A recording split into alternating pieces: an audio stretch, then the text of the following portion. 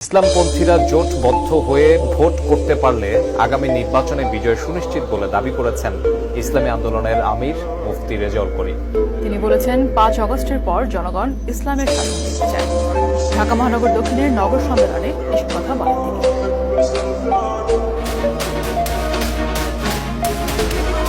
শেখ হাসিনা ক্ষমতাচ্যুত হওয়ার পর থেকেই আলোচনায় ইসলামী দলগুলোর ঐক্য।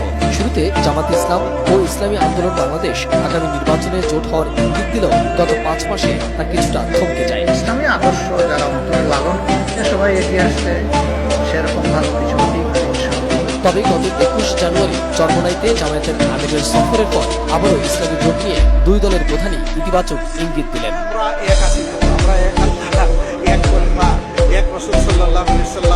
আমরা সবাই বিশ্বাস করি এই জায়গায় আমাদের মধ্যে কোনো অভিভক্তি, আমরা যেন সবাই পরামর্শ দিই, এই দেশটা যেন সুন্দরভাবে এবং ইসলামের পক্ষে মানবতার পক্ষে কাজ করতে পারে।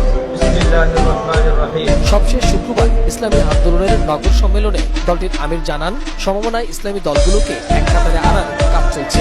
ইসলামপন্থীদের এক হওয়ার এখনই সময় বলেও মন্তব্য করেন তিনি। বাংলাদেশের মধ্যে যে ইসলামের দলগুলো রয়েছে, সমমনা দল, আমরা সবাই আলহামদুলিল্লাহ নির্বাচনের সময় যেন ইসলামের পক্ষে একটু বাক্স পাঠাতে পারি, এই চিন্তা, এই উদ্দেশ্য নিয়ে আমরা কিন্তু বিভিন্ন পর্যায়ে কাজ করতেছি।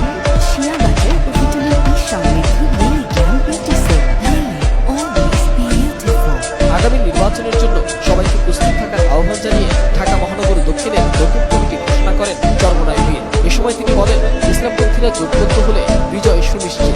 ইসলাম নামক রাস্তা বাংলার জমিনের ভিতরে বিরুক্ষ ভোট কেউ বলতে হবে। সোহাগ বিশ্বাস, এটিএন নিউজ, ঢাকা।